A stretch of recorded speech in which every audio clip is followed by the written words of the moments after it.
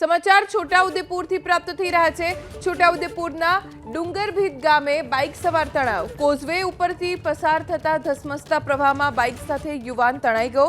સ્થાનિકોએ રેસ્ક્યુ કરીને યુવાનને બહાર કાઢ્યો। લો લેવલ કોઝવે પરથી પસાર થતા આ ઘટના બની। જીવના જોખમે લોકો ધસમસતા પ્રવાહમાં પસાર થતા આવી દુર્ઘટનાઓ સતત બનતી હોય છે અને એટલે જ પ્રશાસન પણ અપીલ કરતું હોય છે કે જ્યારે આવી રીતે કોઝવે ઉપરથી તેજ પ્રવાહ પાણીનો પસાર થતો હોય ત્યારે પાણીના આ પ્રવાહમાંથી પસાર થવું હિતાવહ નથી। ડુંગરભીત ગામે એક બાઇક સવારે કોઝવે ઉપરથી પસાર થવાનો પ્રયત્ન કર્યો અને બાઇકની સાથે પોતે પણ તણાવા લાગ્યો। અંતે આસપાસથી લોકો દોડી આવ્યા, પોતાના જીવને જોખમમાં મૂકીને પણ આ બાઇક ચાલકને બચાવ્યો। અમારા સંવાદદાતા માજીદ પઠાણ પાસેથી વધુ જાણકારી પ્રાપ્ત કરીશું। માજીદ, શું ઘટના બની હતી?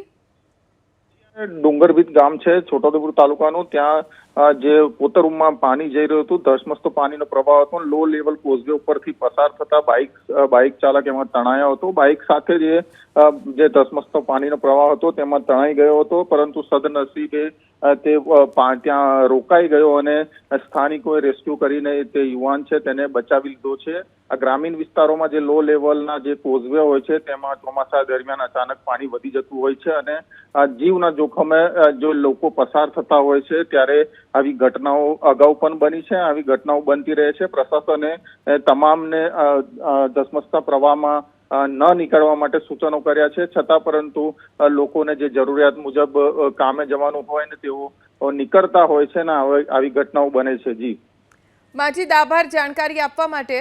તો કોઝવે પરના ધસમસતા પાણીના પ્રવાહમાંથી પસાર થવાનું હિંમત તો કરી, પરંતુ પાણીના તેજ પ્રવાહની સામે આ યુવક ટકી ન શક્યો। અંતે આસપાસથી સ્થાનિકોએ પોતાનો જીવ જોખમમાં મૂકવો પડ્યો અને પછી આ બાઇક સવાર યુવકને બચાવ્યો।